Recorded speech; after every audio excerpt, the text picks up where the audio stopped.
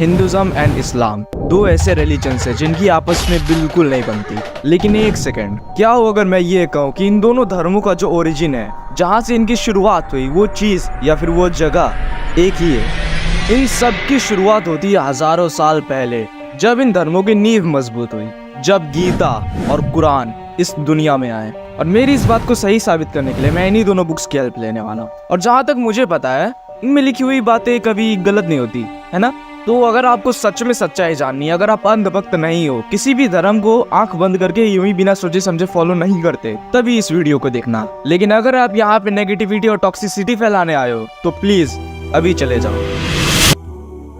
According to Hinduism, it all starts with nothing, and same in Islam, it's said it all starts with nothing. अल्लाह हमेशा से है और हमेशा रहेगा, हर वक्त हर जगह मौजूद है। और अगर आप इस वर्ड अल्लाह को देखोगे तो ये दो वर्ड्स को मिलाकर बना हुआ है, अल इलाह, जिसका मतलब है द गॉड, यानी कि खुदा, ईश्वर, जिसका खुद का कोई भी फॉर्म नहीं है, वो फॉर्मलेस है, लेकिन फिर भी वो हर फॉर्म में मौजूद है। इस दुनिया में जो कुछ भी है उसी से बना है, वही बनाने वाला है और वही मिटाने वाला है। एंड इन हिंदुइज्म शुरुआत होती है त्रिदेवों से, ब्रह्मा विष्णु महेश। ब्रह्मा द क्रिएटर, विष्णु जगत पिता एंड शिवा द डिस्ट्रॉयर। इन तीनों गॉड्स को मिलाकर नेचर का एक पूरा साइकिल पूरा होता है। ब्रह्मा यानी वो जिसने की सब कुछ बनाया है, विष्णु यानी जो विश्व के हर अणु में यानी कि हर पार्टिकल में बसा हुआ है, एंड शिवा द डिस्ट्रॉयर, क्योंकि अंत ही आरंभ है। और ये तीनों हमेशा से हैं और हमेशा ही रहेंगे। अब ये दोनों पैराग्राफ्स कुछ मिलते जुलते नहीं लग रहे हैं क्या?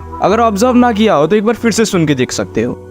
ओके, ये एक बात हुई। अब बात करते हैं इन दोनों बुक्स की। तो इन्हें आप क्लियरली दो हिस्सों में बांट सकते हो, mind and body. Whether it's Gita और Quran, tell me a single story जिसका हमारे सोचने के तरीके से या फिर हमारे हेल्थ से डायरेक्ट कनेक्शन ना हो। और इन दोनों ही किताबों में जब भी किसी एंटिटी को दर्शाया जाता है तो उन्हें नहीं बल्कि उनके जरिए किए गए कामों को दिखाया जाता है कि उन्होंने क्या किया, उससे क्या गलत हुआ और उसे सही करने के लिए क्या करने की जरूरत है। हर स्टोरी में एक लेसन छुपा होता है, उसमें एक कोडेड रहता है जिसे कि हम डिकोड नहीं कर पाते हैं और शब्दों को, स्टोरीज को पकड़ के बैठ जाते हैं। लेकिन असलियत में either in Quran and Gita, it all starts with you.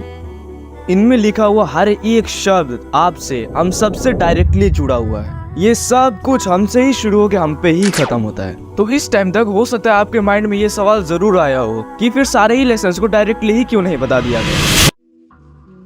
Now just imagine, दुनिया के दो अलग कोनों पे कुछ ज्ञानी लोग बैठे हुए हैं और उन्हें अपना ज्ञान जनरेशन बाय जनरेशन लोगों को सिखाना है। तो उस टाइम पे इस काम के लिए सबसे अच्छा तरीका क्या होता? वेल, अगर उनके जगह पे कोई भी समझदार इंसान होता तो वो भी यही करता, उन सारे लेसन्स को किसी डिवाइन एंटिटी से जोड़ देना जिसपे लोग पहले से ही भरोसा करते हैं। क्योंकि लेसन्स भुला दिए जाते हैं लेकिन स्टोरीज हमेशा याद रहती हैं।